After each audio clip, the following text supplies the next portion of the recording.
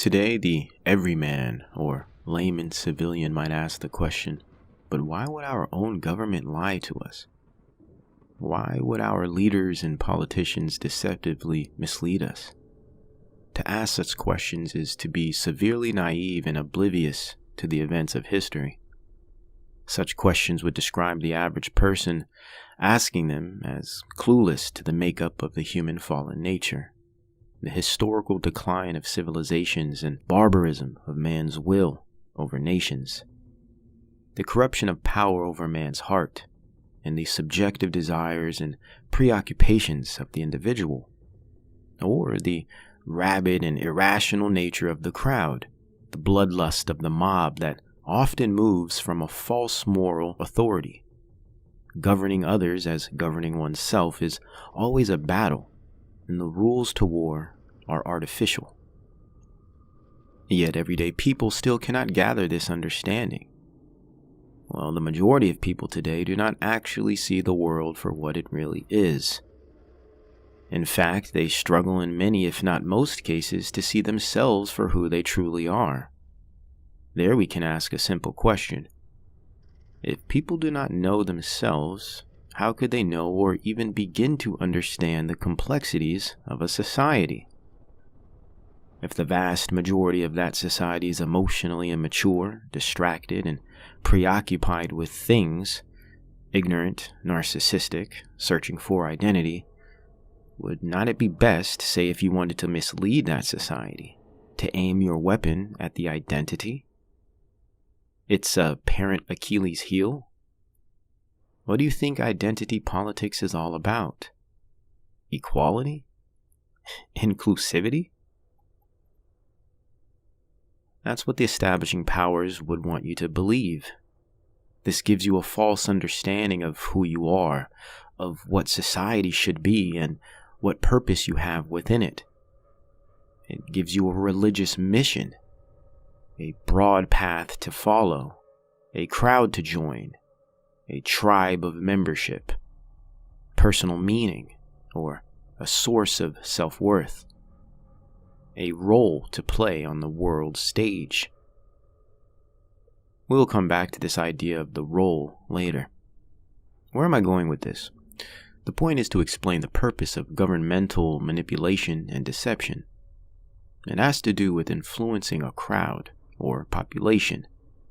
It is easiest to accomplish crowd control by creating a common goal, accomplished via dialectics, of course, creating conflict that results in a fusion or synthesis that embodies a goal that becomes common, a common goal with a joined moral sentiment, a cosmic mission of ultimate good. This humanitarian and altruistic mission appeals to the emotions of mankind. The fallen man, subconsciously knowing he is bad or wrong, desires to be perceived as good, as right, and will in many cases choose the perception of appearing good than the reality of being good. Virtue signaling is the prime example of this idea. Many cheating spouses, abusers, gossipers, spiteful and vengeful simpletons, liars, and typical types of low integrity in their general lives will join movements and political ventures to appear good in exchange for authentically living it out. This speaks to a true pandemic in our current society, not one of biological proportions, but of virtuous ones. One of inauthenticity, a crisis of meaning, and a pathology of attention-seeking behaviors. I would argue this is a result of many things, but moreover a response to living virtually, denying God, and connecting with ourselves and others through the predominance of screens. Stuck in the media abyss, fractured in our vision for seeing the world, ourselves and each other for what and who we truly are, only seeing through the lens of a kaleidoscope. This is your brain on 21st century technological drugs, And this is the population asking the same dumb questions about why our government would lie, or why would media and medical industries literally fabricate lies to fulfill ulterior agendas. I guess what is most important here is not answering why such things are possible, but how one could come to the conclusion that it is rational to think otherwise. At this juncture, it is blatantly irrational to believe you can trust any governing body to have the best interests of its people in mind, to follow a consistent and righteous path unwilling to part from its responsibilities owed to its population. This is the perspective of a fool or a coward. Some might argue that the average citizen today is both. So if the source of one's thinking and overall understanding of themselves and the world is an obvious reason why most people today are blind to the agendas being rolled out on the Western world, what is the actual agenda? Well, the Great Reset, of course. Similar to how global warming morphed into the more appealing and euphemistic term climate change, New World Order is now the Great Reset. Same product, different package. I have provided some articles for you to read yourself for those coincidence theorists out there who love to hurl the Alex Jones straw man arguments. Believe it or not, the new normal is not about adjusting to some unfortunate and evasive pandemic virus. In fact, the new abnormal is about redefining the world, redefining humanity, all beneath the guise of a global pandemic intervention effort. Enter the Great Reset. Think Skynet, the God computer or world brain, and as Boulding would have put it, world as a total system. Nature, man, and society interconnected biotechnologically within a closed algorithmic nanosystem, whereby mankind does not merely traverse the internet but becomes the Internet of Things, the futurist's wet dream.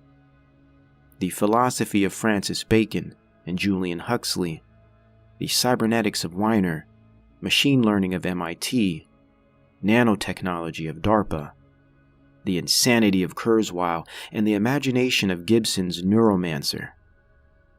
The Great Reset encapsulates man as his own god, and technology as his tool to perfect nature as well as himself. Prometheism reified, the new reconstruction, and fourth industrial revolution of the 21st century. Let us refer to Julian Huxley to get an understanding of this transhumanist philosophy. Up till now, human life has generally been, as Hobbes described it, nasty, brutish, and short.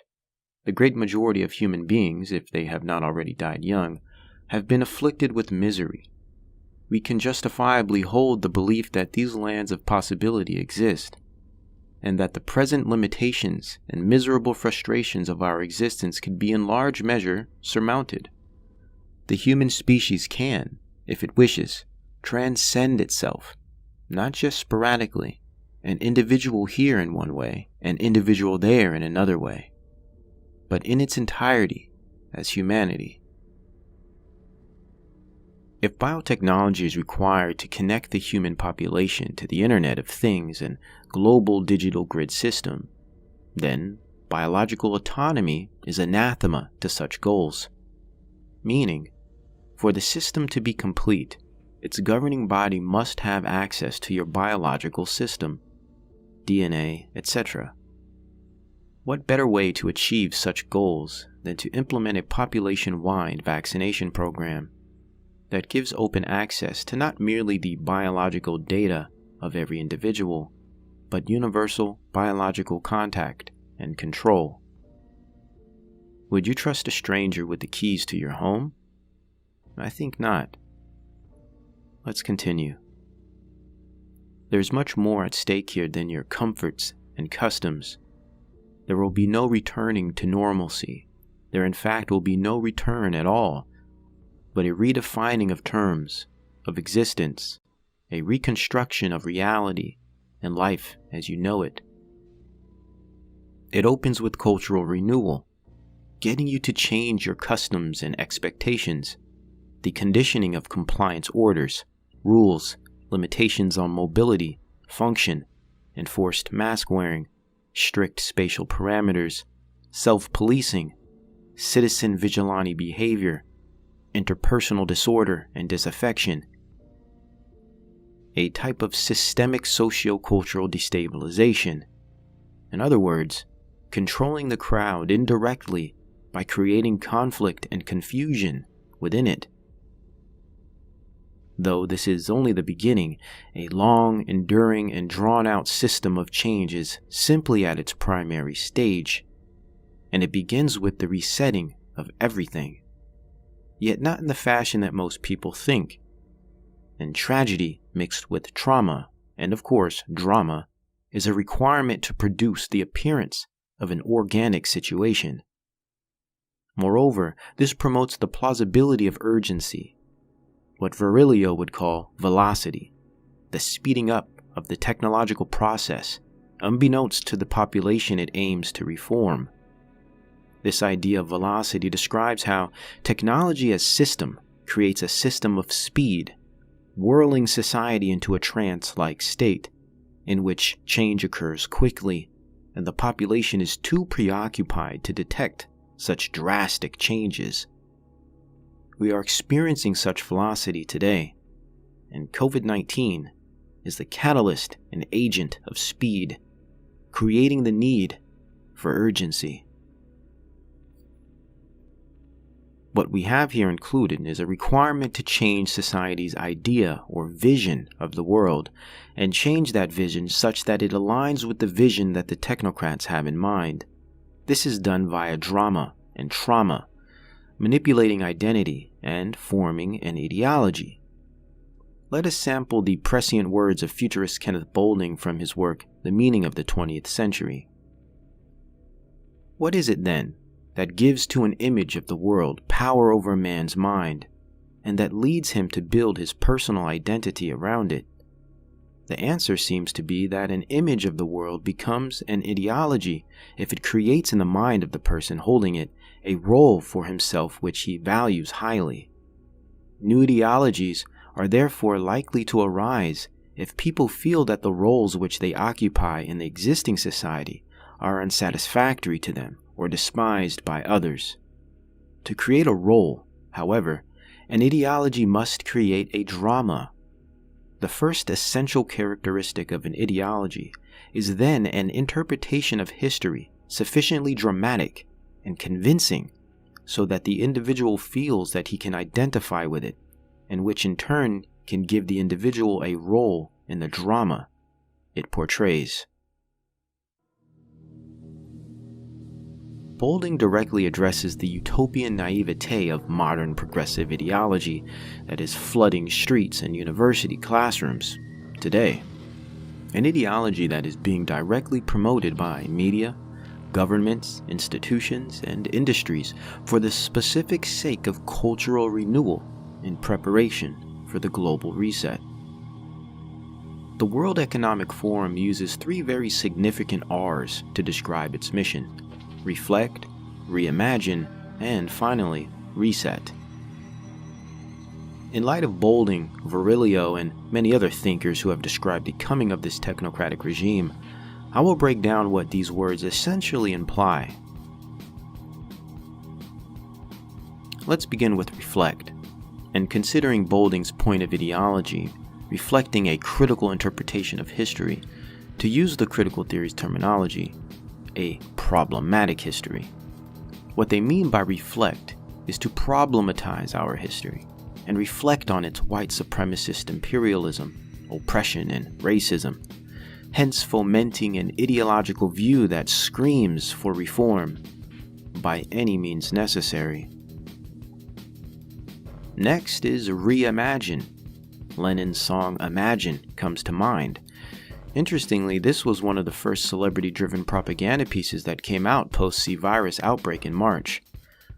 A strategic way to cull the masses and soothe our hearts and minds with soft and sweet utopian nothings. But this term, reimagine, implies a picture that is far more extreme than the common person is prepared for. They are implying their reimagining or new image of man, of nature, citizen, and society. Nature, civilization, and mankind remade or perfected in their image, the pure technocratic utopian vision. Then there is reset. Let us think about what the term reset actually implies. Let's gamify the term. Think about when you're playing a video game. You're at the final boss level, just about ready to beat the game, when someone pushes the reset button. What happens? You lose all data, all progress, and have to start from square one. Now apply that idea to civilization in 2020, though in this game, you have to change games altogether and restart playing a different role, a different character, with a different purpose. Are you prepared and willing to accept such a drastic and traumatic experience, all under the guise of a Phantom Menace case of the sniffles? I think not. Reset implies erasing the past, erasing you, and forming a new one, in their image, by their set of standards. A new abnormal. The denouncing of the Constitution, the nation-state, and sovereignty, natural law, human rights, and the Christian ethic, and order of the Most High God. The illusion of social democracy covering a neoliberal techno-capitalism within a plutocracy, with eco-fascism as the iron fist that keeps the proles in line, whereby the human is no longer liberated of free will and made in the image of God, but a peculiarity, a machination of the state, a subtech organism, an Internet of Things contingency and piece of property. The global reset aims to construct the final Babylonian Earth state. Nation, country, culture, and civilization become wholeheartedly business and technology as the alchemic marriage under Satan. The Nimrodian Babylonian enterprise of the 21st century. Postmodernism meets post-civilization.